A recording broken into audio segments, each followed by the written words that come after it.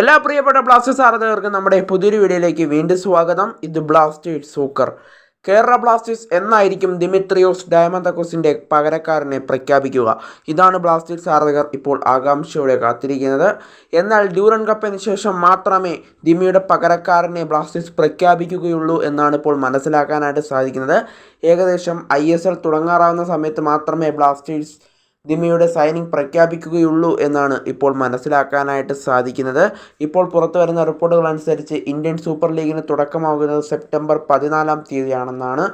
ഏകദേശം ഒരു ആഗസ്റ്റ് മാസത്തോടു കൂടിയൊക്കെ ആയിരിക്കും ബ്ലാസ്റ്റേഴ്സ് എന്തായാലും ദിമിയുടെ പകരക്കാരനെ പ്രഖ്യാപിക്കുന്നത്. എന്തായാലും ഡ്യൂറൻ കപ്പിൽ ദിമിയുടെ പകരക്കാരൻ ബ്ലാസ്റ്റേഴ്സിന് വേണ്ടി ഉണ്ടാകില്ല എന്നാണ് ഇപ്പോൾ മനസ്സിലാക്കാനായിട്ട് സാധിക്കുന്നത്. ബാക്കിയുള്ള വിദേശ താരങ്ങളെയൊക്കെ അതിനു മുമ്പ് സൈനിങ് പൂർത്തിയാക്കി അനൗൺസ്മെൻറ്റ് നടത്തുമെന്നും അറിയാനായിട്ട് സാധിക്കുന്നുണ്ട്. എന്തായാലും ദിമിയുടെ പകരക്കാരൻ ഡ്യൂറൻ കപ്പ് നടന്നുകൊണ്ടിരിക്കുന്ന സമയത്തോ അല്ലെങ്കിൽ ഡ്യൂറൻ കപ്പിന് ശേഷമോ ആയിരിക്കും അദ്ദേഹം ആരായിരിക്കും എന്നുള്ള പ്രഖ്യാപനം വരിക.